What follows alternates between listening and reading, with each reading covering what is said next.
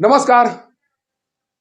डेहरी के राजद विधायक फतेह बहादुर सिंह के द्वारा मां दुर्गे को लेकर दिए गए बयान के बाद कल उनके द्वारा अपने डेहरी स्थित होटल में एक प्रेस वार्ता का आयोजन किया गया और उस प्रेस वार्ता में उन्होंने साफ कर दिया कि जो बयान मेरे द्वारा एक दिन पहले दिया गया था, मैं उस बयान पर कायम हूं और मां दुर्गा एक काल्पनिक पात्र हैं, इससे ज़्यादा कुछ नहीं है।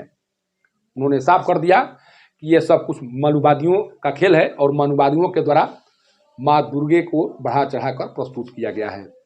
महिषासुर का वध किया जाना मनुवादियों की एक सोची समझी रणनीति है और जिस समाज का वो प्रतिनिधित्व करते थे उस समाज में उन्हें खलनायक की दर्जा देने की कोशिश है मनुवादियों के द्वारा। इस तरह की बात उनके द्वारा कल कही गई और अपना पक्ष बताया गया।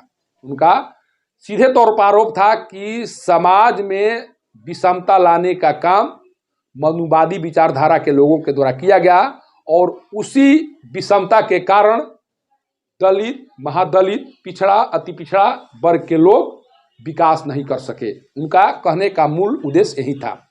मैं फतेह बहादुर सिंह जी से कुछ प्रश्न करने की कोशिश कर रहा हूं, कारण कि मैं जब कल प्रेस वार्ता में गया था, उस प्रेस वार्ता के दौरान जब मैं उनसे कुछ प्रश्न करने की कोशिश कर रहा था, उस कोशिश के तहत उन्होंने जिस तरह से यह बताने की कोशिश किया कि आप मनुवादी विचारधारा के हैं, आप गोदी मीडिया हैं, या आपके द्वारा उस तरह के प्रश्न किए जा रहे हैं जो समाजवादी विचारधारा का प्रतिनिधित्व नहीं करता है। मैं उस बात को भी मान लेता हूं। आपको लगता है कि मैं मनुवादी विचारधारा का हूं, आपको लगता है कि मैं गोदी मीडिया हूं, लेकिन कुछ सवाल है उसका जवाब आप दे दीजिए। अब प्रैक्टिकल बनने का समय आ गया है। बहुत दिन तक ये जो सिद्धांत है उसका प्रतिपादन होते आया है, बहुत से लोग सिद्धांत की बात करते रहे हैं। अब सिद्धांत से हटकर व्यवहारिक बनने का समय आ गया है और व्यवहारिक बनकर मेरे प्रश्नों का जवाब दीजिए, तब मैं मानूंगा कि मैं मनुवादी विचारधारा का पोषक हूं और मैं आपके कार्यों का विरोध कर रहा हूं। इसके लिए सबसे पहला काम आपको ये करना होगा कि जिस महिषासुर को आप नायक बता रहे हैं, उस महिषासुर की परंपरा को एक बार फिर आपको इस समाज में लाना होगा। कारण कि महिषासुर की परंपरा जो रही है या महिषासुर का जो जन्म हुआ है जिस तरीके से, उस तरीके को एक बार आपको फिर अपनाना होगा, तभी आप महिषासुर को अपना नायक बता सकते हैं। आपको पता है कि महिषासुर का जन्म कैसे हुआ था और उस जन्म के पीछे की कहानी क्या है, आपको सब कुछ पता है। इसलिए आपको सबसे पहले उस प्रथा को यहाँ लाना होगा जिस प्रथा के माध्यम से महिषासुर का जन्म हुआ था। तब माना जाएगा कि वास्तव में आप महिषासुर को नायक मानते हैं। दूसरी बात आपके द्वारा जो कही गई कि मैं नारी समानता का पोषक हूं, मैं नारी समानता की बात करता हूं और सभी नारी में माँ का स्वरूप देखता हूं। विधायक जी, मैं मानता हूं कि आप सभी नारी को माता स्वरूप के रूप में देखते हैं और सभी नारी आपके लिए माँ के समान है, ये मैं मानने के लिए तैयार हूं। लेकिन सबसे पहले आपको इसके लिए जो लालू प्रसाद यादव की बड़ी बहू है उनको सम्मान दिलाना होगा। आपको जाकर तेज प्रताप यादव से पूछना होगा कि आपके द्वारा एक नारी को इस तरह से कोर्ट कचहरी का चक्कर क्यों लगवाया जा रहा है। मैं उस नारी में एक माँ का स्वरूप देखता हूं और उस माँ को मैं इस तरह से दर दर भटकते हुए नहीं देख सकता हूं। इसलिए सबसे पहले आपको तेज प्रताप यादव के पास जाना होगा और उनसे कहना होगा कि उस नारी को सम्मान दीजिए जो नारी अभी कोर्ट कचहरी का चक्कर लगा रही है। जब आप इस तरह का कार्य करेंगे तब नारी समानता की बात आपकी मुंह से शोभा देगी। केवल कहने से अब काम चलने वाला नहीं है। मैं मानता हूं कि आप नारी समानता की बात करते हैं, मैं मानता हूं कि अभी आप सभी नारी में माँ का स्वरूप देखते हैं, लेकिन अब उसको करके दिखाना होगा, तब आपकी बातों पर लोग विश्वास करेंगे।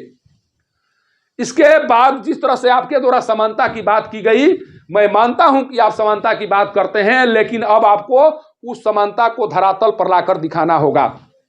आपको लगता है कि मनुवादियों के द्वारा जिस तरह से पिछड़ा, अति पिछड़ा, दलित समुदाय के लोगों के मन में या उनके विकास में धर्म के माध्यम से बाधक बनने का कार्य किया गया, अब उसको आपको कार्य के माध्यम से दिखाना होगा। कारण कि अभी भी बहुत से ऐसे लोग हैं जो विषमता के शिकार हैं। खासकर आपके समाज में भी ऐसे लोग हैं जो विषमता के शिकार हैं। उन्हें समानता का अवसर देने का काम आपके द्वारा किया जाना चाहिए। और जब आप इस तरह का कार्य करेंगे तब यह माना जाएगा कि वाकई में फतेह बहादुर सिंह समानता के पोषक हैं। इसके लिए आपको कुछ कार्य करने होंगे। जो आप आलीशान होटल बनाए हैं, उस होटल में उन भाइयों का भी हिस्सा होना चाहिए जो झोपड़ी में सो रहे हैं। आपके समाज के, मैं किसी दूसरे समाज की बात नहीं करता हूं, आपके समाज के जितने लोग अभी आपके समाज के जितने लोग अभी झोपड़ी में सो रहे हैं, कम से कम उनको आप अपने होटल में सुलाने का कार्य करें। उस होटल में उनको हिस्सेदार बनाएं और एक उदाहरण पेश करें कि मैं अपने किसी भी भाई को झोपड़ी में सोते हुए देखना नहीं चाहता हूं। मैं समानता का पोषक हूं। मैं किसी भी भाई को उस स्थिति में नहीं देखना चाहता हूं जिस स्थिति में मनुवादियों के द्वारा लाकर खड़ा कर दिया गया है। जब इस तरह का कार्य करेंगे तब लगेगा कि वास्तव में फतेह बहादुर सिंह समानता के पोषक हैं। इसके अलावा एक और काम आपको करना होगा। आप इस बार डेहरी से विधानसभा का चुनाव लड़े, आपको जनता के द्वारा अवसर दिया गया है, आप विधायक भी बन गए, लेकिन आपको एक उदाहरण पेश करना होगा कि अगली बार आप उस पद के लिए दावेदारी पेश नहीं करेंगे। अपने किसी गरीब तबके के भाई के लिए आप उस पद को अपने आप छोड़ देंगे। अपने किसी ऐसे भाई को उस पद पर चुनाव लड़ाने की कोशिश आपके द्वारा की जाएगी जो झोपड़ी में सोता है, जिसके पास खाने के लिए कुछ भी नहीं है और जिसके बच्चे पैसे के अभाव में पढ़ाई नहीं कर पा रहे हैं।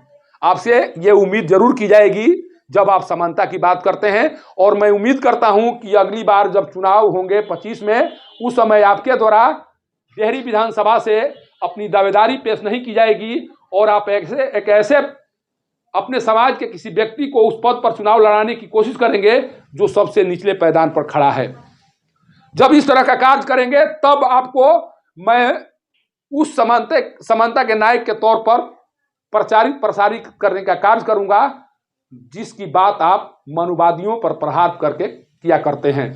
मैं मानता हूं कि मनुवादियों के द्वारा आपके समाज को विकास करने नहीं दिया गया, आपके समाज को उस स्तर पर लाने नहीं दिया गया जिस स्तर पर आपके समाज के लोग आना चाह रहे थे।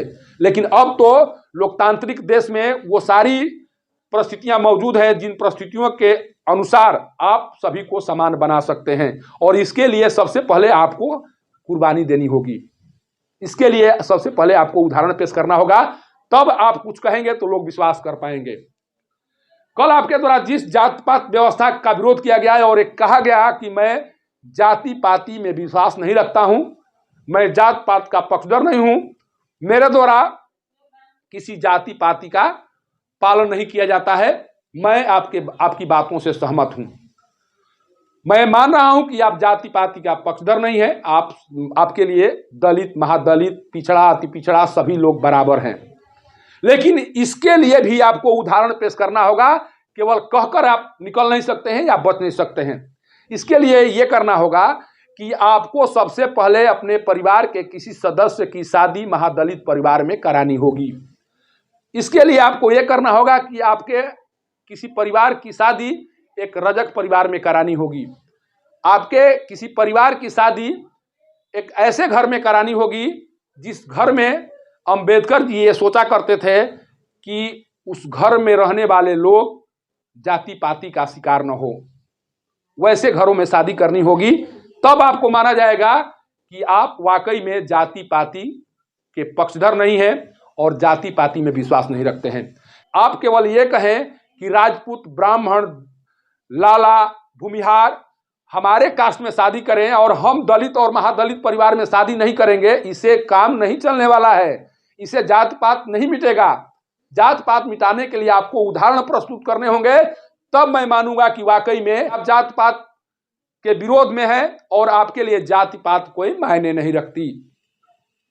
कथनी और करनी में भेद मिटाना होगा। विधायक जी, जिस तरह से आप कल दहाड़ रहे थे, मैं कल सुन रहा था, कारण कि जिस तरह से आप दहाड़ रहे थे, जिस तरह से सवालों को जवाब देने से आप बचते हुए नजर आ रहे थे, आज मैं सोशल मीडिया के माध्यम से मैं सवाल कर रहा हूं और कोशिश कर रहा हूं उन सवालों का जवाब आपके स्तर से जरूर दिया जाएगा।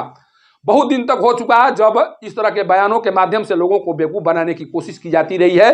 अब कुछ करके दिखाने का समय आया है। जिस दिन आप होटल में अपने सबसे गरीब भाई का हिस्सेदार बना देंगे, अपने समाज के किसी गरीब भाई को हिस्सेदार बना देंगे, मैं उस दिन मानूंगा कि वाकई में फतेह बहादुर सिंह समानता के पोषक हैं। उस दिन मैं आप जो कहेंगे मानने के लिए तैयार रहूंगा। लेकिन आप केवल ये चाहते हैं कि सब लोग अपने हिस्से में, जो दलित लोग हैं, जो अति पिछड़ा के लोग हैं, उसमें हिस्सेदार बनाए और मैं अपना महल खड़ा करते रहूं। ये अब होने वाला नहीं है और ये चलने वाला भी नहीं है। इसके लिए आप बच नहीं सकते हैं, ये उदाहरण आपको प्रस्तुत करना ही पड़ेगा। और अंत में मैं ये कहना चाहता हूं कि जिस मनुवादी पर आप लगातार प्रहार कर रहे हैं, उस मनुवादी व्यवस्था को खत्म करने के लिए एक और काम आपको करना होगा। आप जिस पार्टी के विधायक हैं, उस पार्टी के मुखिया के घर में छठ पर्व, दशहरा पर्व और कई तरह के पर्व बहुत धूमधाम से मनाए जाते हैं और ये सारे पर्व जो हैं किसी न किसी मनुवादी व्यवस्था के पोषक हैं। किसी न किसी मनुवादी व्यवस्था को कहीं न कहीं ये समर्थन करते हैं। इसलिए सबसे पहले जाकर आपको लालू परिवार के घर में होने वाले छठ पूजा को बंद कराना होगा, कारण कि उनके छठ पूजा से मनुवादियों का हौसला बढ़ रहा है और मनुवादी विचारधारा को बढ़ावा मिल रहा है। इसलिए सबसे पहले जाकर आपको लालू प्रसाद यादव जी के घर में होने वाले छठ पूजा को बंद कराना होगा। तब मैं मानूंगा कि वाकई में आप सनातन धर्म के विरोध में हैं और सनातन धर्म के खिलाफ आप लड़ाई जो लड़ रहे हैं, वो उस लड़ाई का समर्थन मेरे द्वारा भी किया जाएगा। मैं भी आपके उस लड़ाई में साथ दूंगा जब आप लालू प्रसाद यादव जी के घर में होने वाले छठ पूजा को बंद करा देंगे। कारण कि लालू प्रसाद यादव जी के द्वारा किए जा रहे यह कार्य मनुवादी व्यवस्था को समर्थन दे रहा है और मनुवादी व्यवस्था को जब तक से समर्थन मिलते रहेगा तब तक से आप चिल्लाते रहेंगे, वो व्यवस्था खत्म होने वाली नहीं है। इसके लिए कुछ करने की जरूरत है। मैं इतना ही बात कहकर समाप्त करता हूं और उम्मीद करता हूं कि मेरे इन प्रश्नों का जवाब आप जरूर देंगे और उस तरह का उदाहरण आप जरूर पेश करेंगे जिस उदाहरण के माध्यम से ये पता चल सके कि वाकई में फतेह बहादुर जो कहते हैं वो करते भी हैं। सासाराम से पब्लिक न्यूज के लिए सत्येंद्र चौबे की रिपोर्ट।